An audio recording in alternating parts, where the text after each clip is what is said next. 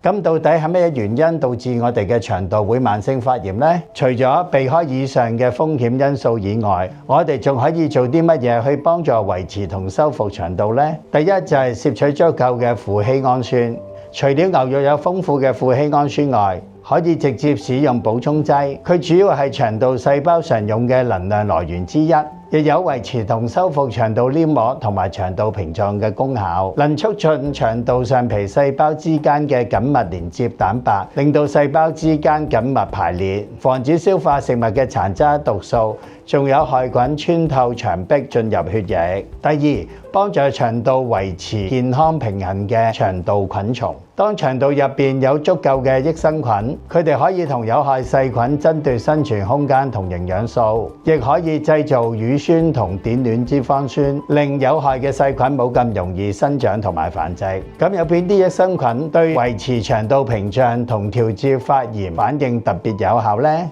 其中係有長雙歧桿菌，有維持腸道菌群平衡、支持腸道屏障，同時可以幫助調節過度活躍嘅免疫發炎反應。乳雙歧桿菌有助消化、排便同免疫功能，亦有幫助維持腸道入邊有益菌嘅比例。植物乳桿菌有助維持腸道屏障，減少有害細菌黏附，同時調節部分腸道發炎反應。鼠李糖乳桿菌係比較常見嘅益生菌之一，部分菌株有幫助維持腸道屏障，減少抗生素有關嘅肚瀉，同埋調節免疫系統。匙乳桿菌亦可以製造乳酸，令腸道環境比較不利於有害細菌生長，亦有維持腸道菌群平衡嘅功效。不過，單獨補充益生菌係未夠㗎。仲有益生元，益生元係我哋人體唔會消化，但可以被細菌利用嘅纖維，能夠幫助益生菌生長、